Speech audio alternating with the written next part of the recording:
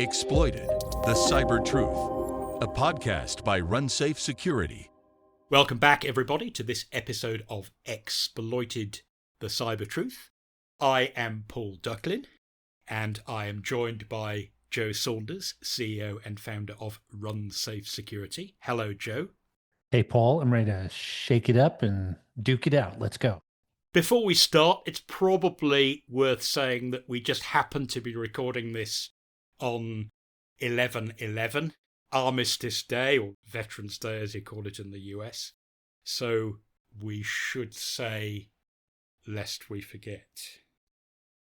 And when we're thinking about things that we should not forget and what we can do for the greater good of all, Joe, this week's topic is a lovely one. The asymmetric advantage. How cybersecurity can outpace adversaries. To read the media, some angles of cybersecurity coverage, you'd think that cyber criminals and state-sponsored attackers are light years ahead and we're never going to catch up and we're all doomed. But you don't see it that way, do you? Well, I think competition with China and the US actually elevates the question, because if you think about China, they have an FBI Director Wray, about a year and a half ago, almost 2 years ago now, demonstrated that they have a 50-to-1 manpower advantage in the so-called cyber warfare. And so if China has 50-to-1 advantage over the US, they have a massive advantage over everybody else. And so I do think it begs the question, how do you come at the problem if someone has a 50-to-1 advantage? I guess implicit in that 50-to-1 advantage, it's not just that they have a much bigger population than the United States. They don't have 50 times as many people. It just suggests that they've got more money to throw into the problem as well. And maybe more laws like, hey, if you find a vulnerability, you have to tell the government first, and then they decide which ones get revealed. So if the playing field isn't level, then you have to find a cool way of making the balls roll differently, don't you? You do. And your point is valid that if it's beyond just the manpower and it's the other advantages, well, one thing that can help to neutralize that advantage is technology and innovation. Yes. That's where the concept of an asymmetric approach to cyber defense comes from. How can you change the playing field? How can you shift the tectonic plates in a way that resets the playing field, resets the rules, or at least changes the dynamics between adversary and defender?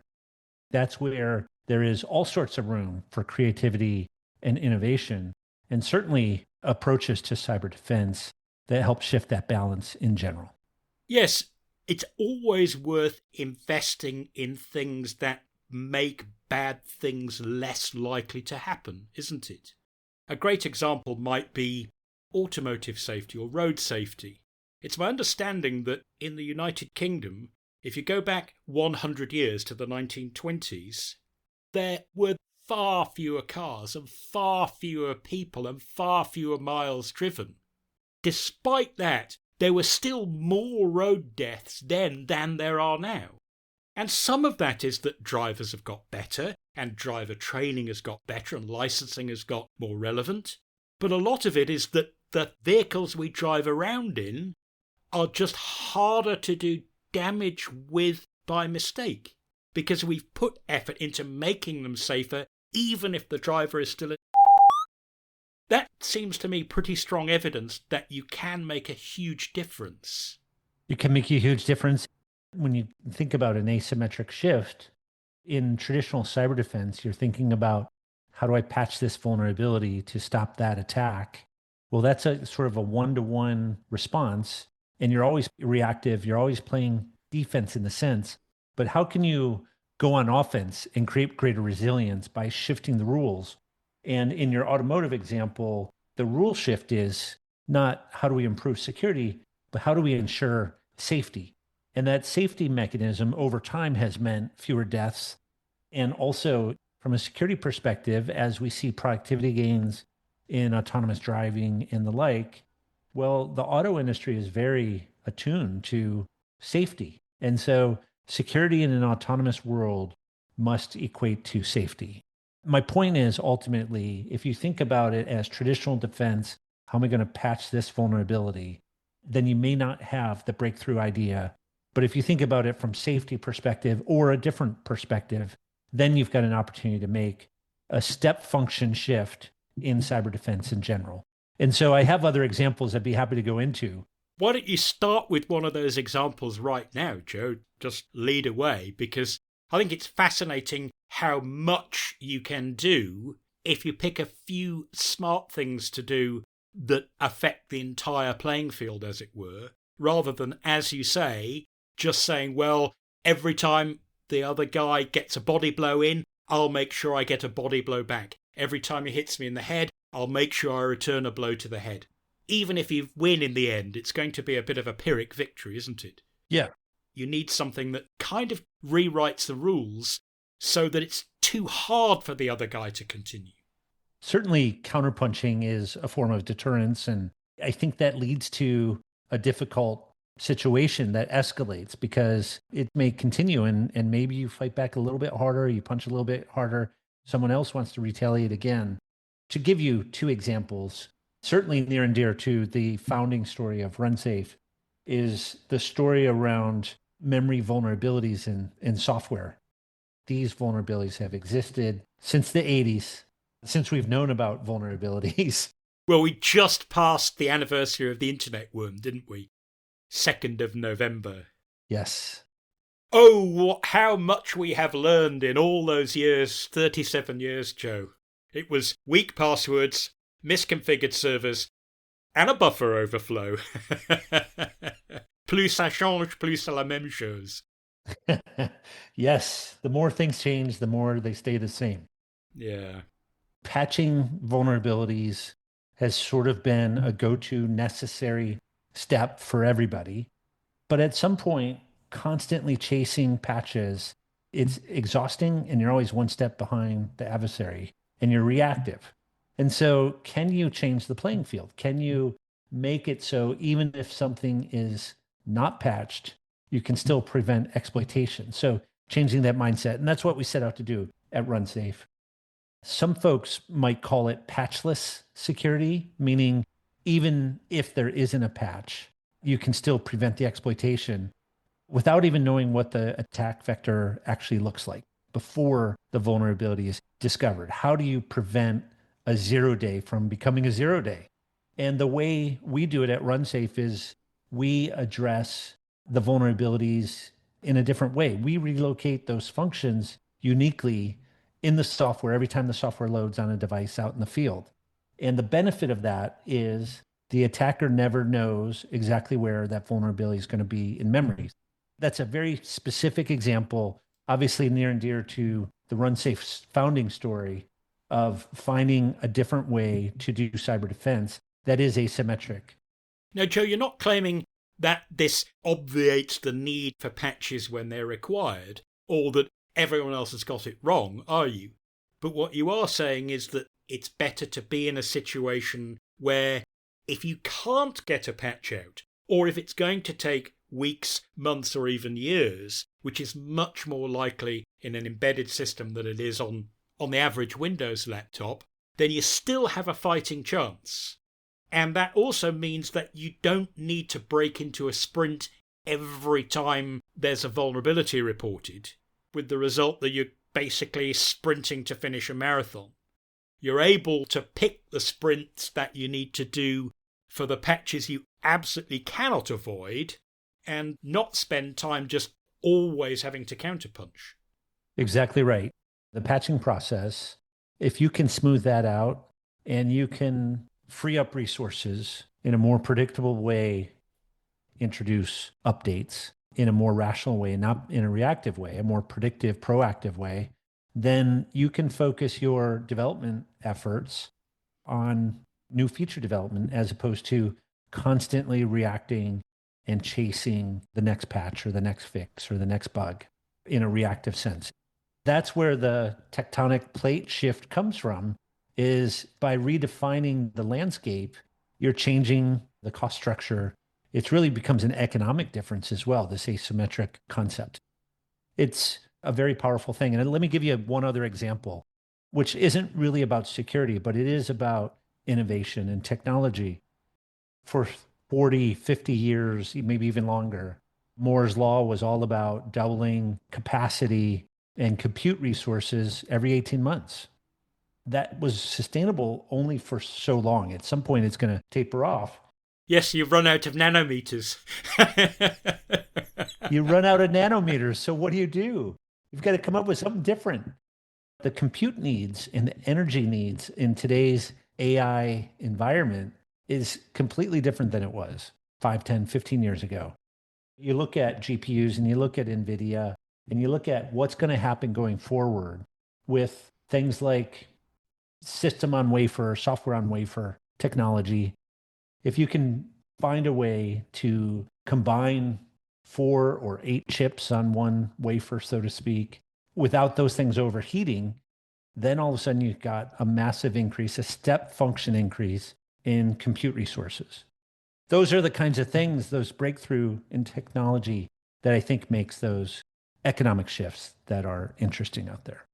So, Joe, what do you say to those people who can be quite vocal on technological forums on social media about the real problem being, say, C and C++ and old school languages, and what we need to do is throw out the baby, the bath and the bathwater and rewrite absolutely everything in a memory-safe language like Rust instead? Could we do that, even if we wanted to? I think you can do it in some sectors. I don't think it's easy to do in embedded software in certain areas across critical infrastructure. Part of the reason for that is there are compatibility issues. There's also resource availability and know-how issues. And then, of course, there's economics that work against the industry in a way, because the buyers of the technology, those that are buying these embedded devices, expect to capitalize those over 10, 15, 20, 30 years. And so they don't necessarily just want to update software like in a web-based environment or cloud infrastructure environment where it might be a lot easier to apply a patch.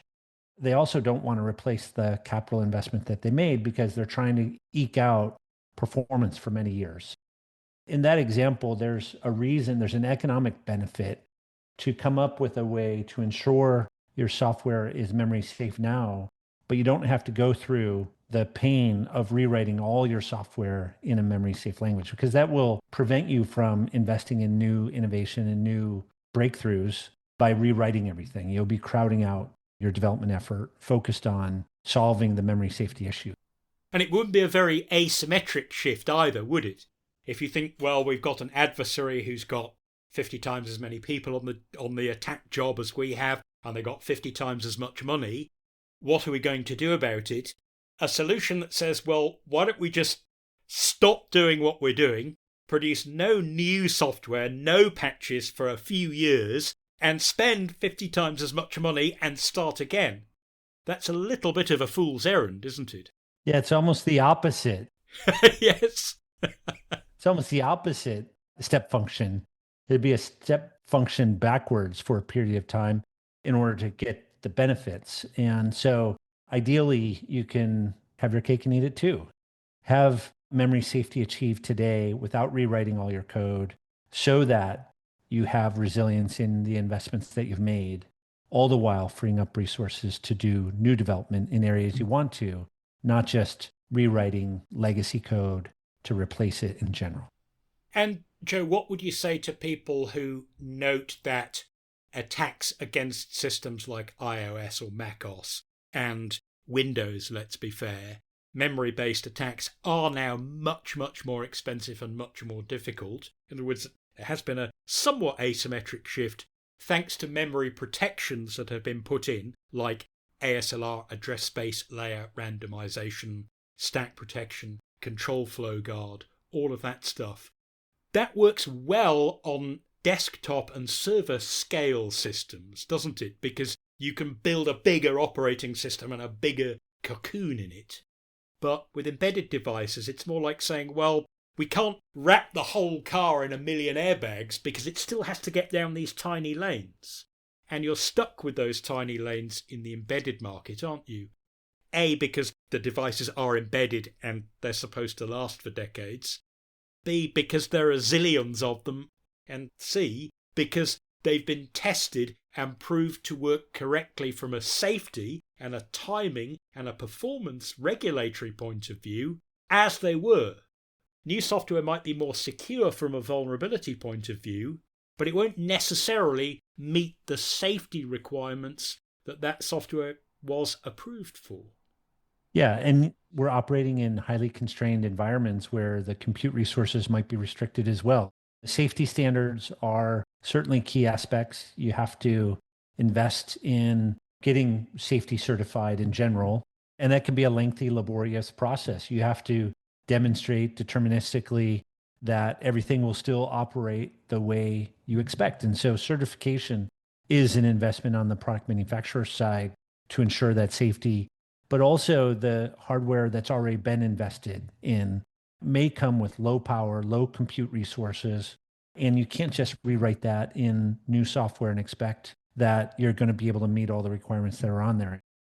You have performance issues, you have hardware constraints, you have economic constraints, and you have policy and regulatory constraints around safety certifications that all make rewriting a bigger task than strictly just wiping things out. And if you think of the environment on laptops, as those become more and more powerful, you can afford more and more compute resources going towards managing memory and managing exploit prevention in general.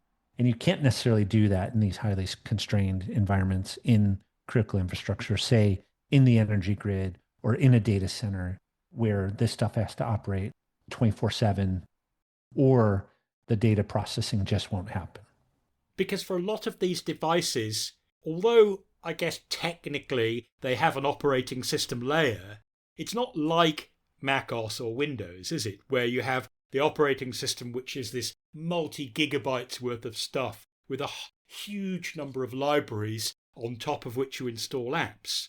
You want to have exactly one app that performs exactly one function in an exact and repeatable way. So the software and the operating system are kind of one thing, aren't they? So you can't just wait until the operating system vendor says, oh, we've added all this new extra stuff. Oh, and we can sell you some cybersecurity tools, EDR stuff that you can add in as well. You have to, if you like, go back not exactly to basics, but literally to fundamentals, so that the entire system, the entire firmware you deliver runs the same code. So you don't get to change the code, but you get to change its exploitability in a way that essentially ruins the determinism of an attack without affecting the determinism of its real-time behavior. Yeah, and I like to say functionally identical, but logically unique. Right. And what I mean by that is, from the attacker's perspective, it looks different, even though functionally everything behaves the exact same way as you would expect. And that's the premise behind relocating where functions load into memory at load time, so that the system still operates, but from the attacker's perspective, they can no longer find the vulnerability itself because it's moved from the last time they've seen it. So, Joe, what other threats do you see affecting particularly the embedded marketplace, where we can effectively counterpunch without landing one blow at a time in exact lockstep with our adversaries, but by building things that are more secure from the start? What changes do we need, both technically and almost socially from a DevOps point of view, to be able to build software that is sufficiently similar that it still passes all its regulatory checks, but sufficiently different that it's no longer as easy for an attacker to break into? Well, I think you hit on the notion of secure by design. If you think about having highly reproducible builds that allow you to add in security as you're compiling software, as opposed to trying to defend the network and prevent people from getting in, it's a much more efficient process to incorporate security into your software development process in the first place. Adding in security protections there, identifying and analyzing the vulnerabilities at build time, So you have a chance to understand what forms of mitigation are needed. You also can analyze those vulnerabilities, how they shift over time. But I do want to offer maybe a cautionary tale as well, which is there are movements, of course, where Gen AI may start to produce some code. And I do think that could be an asymmetric shift in software development. And certainly people get great productivity gains out of the software development process. But let's think about this for a second. There are plenty of open source software components that would work in these embedded systems quite nicely. And so we should focus the generative AI development efforts, writing new code, in those areas where new code's needed. We shouldn't necessarily try to rewrite existing open source components using AI. It almost feels like a waste of time. And sure, maybe you could get some performance gains here and there, or you might want to have something that's a little different than what everyone else is doing. But in the end, one of my fears in this whole equation is if a generative AI application is writing code and it rewrites an open source component, so it's a near lookalike, but it's not the same code base, it becomes very hard to identify vulnerabilities that someone else might see in the true open source component that also exist in the near lookalike open source component that was written in generative AI. And so you lose the effect of sharing information about vulnerabilities and disclosures about vulnerabilities and information about known exploits. And someone might have a near lookalike version of that, have no idea it's the same thing as an open source component. And it still may have its own memory-based vulnerability, let's say. And so that system's exposed without the network effect of sharing vulnerabilities across open source systems in general. So I think it cuts both ways. Technology could lead to productivity gains, but could lead to some new security exposure and enable vulnerabilities that are hard to detect. And as a result of not getting the benefit from the disclosures through, say, the CVE program that hopes to share with everybody what the underlying vulnerabilities are in certain code, in certain open source software, it could put these systems at risk even further. But in that case, I do think taking this asymmetric shift in cyber defense also helps. It can prevent exploitation even on that AI written code, even when we don't know that the vulnerability exists in that code in the first place. So, Joe, if we look to the future, what do you think are the biggest challenges and opportunities? Not just for cybersecurity in general, but more specifically in the OT arena, to do things that, with hindsight, we wished we'd done 10 or 15 years ago, but we didn't, and where it's not quite as easy to fix the sins of the past as it is, as you like to say, with a web app, where you can quite literally fix it between one person visiting the website and the next visitor arriving. Yeah, I think some of the challenges and some of the opportunities kind of center around exploitability and knowing where there is exposure, where the vulnerabilities exist, and whether they're exploitable. If we can focus our attention in the areas where things are no longer exploitable and take an asymmetric shift and take off a majority of the vulnerabilities and make them not exploitable, that means we can focus development in other areas. And that's a tricky thing. For example, in the medical device arena, part of the whole vulnerability management area is to show whether it's code quality or exploitability itself, looking at those items and demonstrating that things are no longer exploitable is really kind of the standard in order to ship software. I think the opportunity is to look for ways to prevent exploitation in an asymmetric way so that we can focus our development areas in other ways. And it sounds as though things like the Cyber Resilience Act, the CRA, in the European Union, even though it feels like quite a challenge to many people, could have a very positive effect, because it's sort of saying that if you make software and you sell it, then you have to take the liability for what you've built, and therefore it makes economic as well as ethical and social sense to get it right in the first place. In other words, it's a little bit of a stick rather than just a carrot that will help get everybody moving, even those who may have been a bit reluctant so far. Would you agree with that? I would. And I think if you sort of look at the Cyber Resilience Act as a blessing, if you see it as kind of an opportunity to open the way you think about resilience and cybersecurity and look at it as an opportunity to improve your overall processes, to include your software development practices and incorporate security in from the get-go, it's going to lead to better code quality in the end. And so my point is things like the Cyber Resilience Act could be that trigger to help you transform how you go about your software development process that becomes the asymmetric shift in cyber defense by redoing your approach to security in the first place, building security in as you go forward. And so what that means is for new products, you can start to demonstrate these best practices and shift the landscape yourself and change your support cost going forward. Joe, I think that's an excellent way to finish, because it turns something that I know at least some people see, like GDPR when it came out, as just this expense that they're going to have to go through because some regulatory body said so. But actually, if you see it as something that can help you build better products that more people will want to buy and that will last longer, that's great for all of us.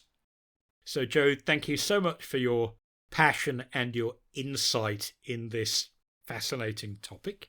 That is a wrap for this episode of Exploited, the Cyber Truth. Thanks to everybody who tuned in and listened.